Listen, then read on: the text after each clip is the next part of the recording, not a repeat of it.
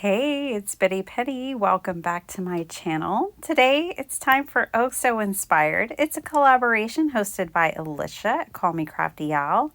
It's a monthly collaboration and our videos post on the 20th of each month. This month we are inspired by this card by Lynn. All the links are listed down below. Follow the playlist to see what everyone has made. I thought this design was perfect for scraps. So I went through scraps and I have plenty to go through, and I kind of separate them by size. I also have some scraps that I separate by collection or color family or theme. So I'll use, Ziploc bags and separate things. This one was all from one collection.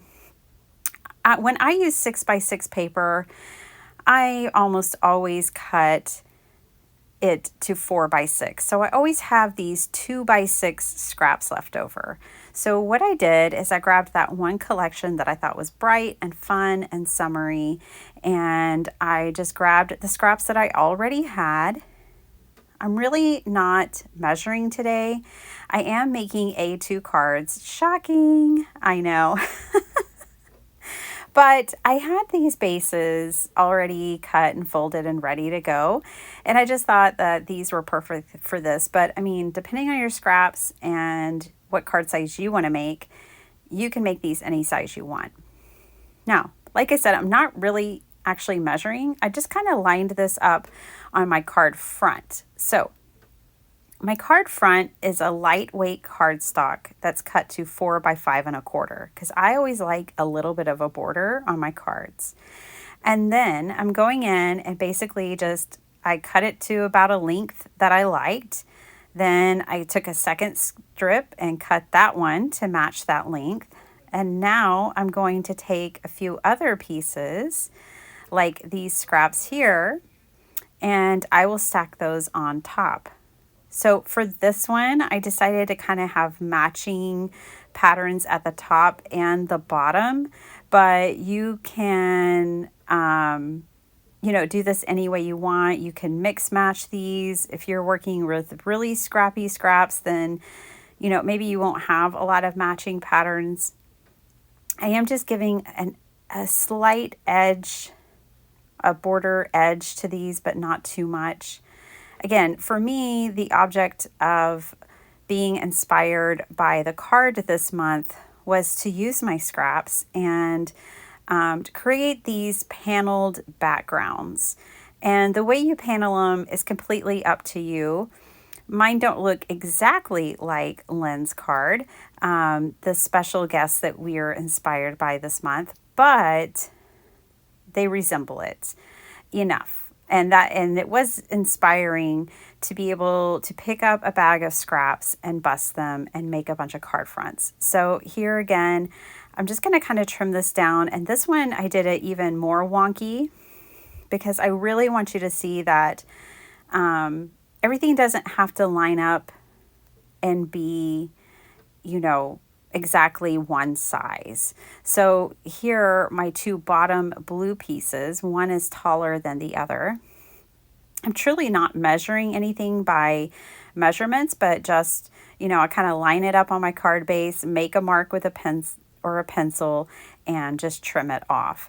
So I don't know any numbers, and I did that intentionally on purpose so that you won't look at your scraps and go, oh, well, it's not exactly 2x3, so I guess I can't use it. I wanted you to be inspired to use your scraps and not get caught up into the numbers. Now, when you're working with a sketch, it's always great to have the measurements, and that's why we all love the sheet load. But I just wanted you to see here as I mix things up that you can use your scraps for this kind of paneled background is what I'm going to call it. And, for this one, maybe it's a little wonky, but there's other ways to recover from it. You could put a horizontal piece across if you wanted. I'm just putting a larger piece, a cut off or a cut apart from the paper pack as my focal point, and for me that was all the card needed. But you could put a panel across if you let's say that your 4 panels just kind of create an awkward area in the middle. You could always put a strip across them if you wanted to, and then no one would know where your panels begin and end and where they meet, if that makes sense. So for this one, I ran out of my 2x6 strips. So now I really am just using the leftover scraps that we've cut off all the other panels, and I'm just kind of lining them up here, and I'm putting these bars. You could also go across the top edge if you wanted, but I kept everything horizontal. So I'm going to put down my last strip that was large enough to cover one side of the panel. And then I'm just cutting these longer strips that were all scraps, and I'm putting those horizontally here. And for me, I liked that. I thought it was really effective and fun. And again, a great way to use up all your little bitty scraps. So I am going to decorate these with the things that were in that bag already. I didn't have to pull out any stamps, no die cuts. I didn't have to pull anything out other than the cut aparts and the patterned paper that were together in that pack. Now, that pack was pretty full, but I actually didn't cut any new sheets of paper to create these today. I was just working off those 2x6 inch scraps and the few narrow, like 1/2 inch by 6 inch and 1/2 inch by 4 and 5 inch pieces. Okay, these are the cut aparts that came in the paper pack. One of them, I liked the sentiment that was in the middle, the love, love, love. The others, not so much. So I'm going to take my handy dandy Dollar Tree self-healing cutting mat, and I am just going to use a little metal ruler here, and I'm going to cut out that center piece.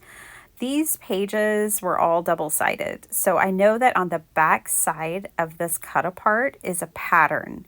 So I don't really want the words, but I don't mind the pattern. So I'm just going to cut the words out like this in a rectangle, turn it over, and then that way I can put that as my focal point.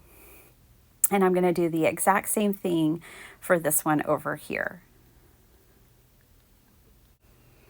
So once I had my 3 center pieces, then I had a couple of pieces of butterflies and like that epic sentiment with these, and I just pulled those out and put those in the center. Now I want to show you what to do with lighter cardstock. This is like a 65-pound weight. It's kind of like the Michaels or the Hobby Lobby paper that you get.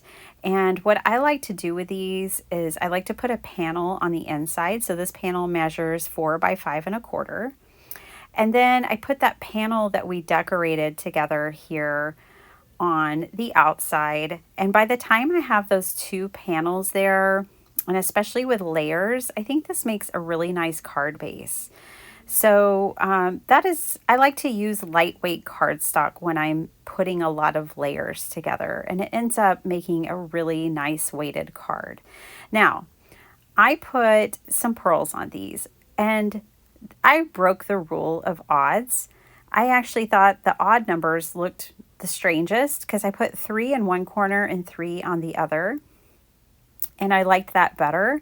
And then I used scraps to decorate. And I just love the way these came together. I hope you're feeling inspired to pull out your scraps and follow the playlist. Have a great day. Bye.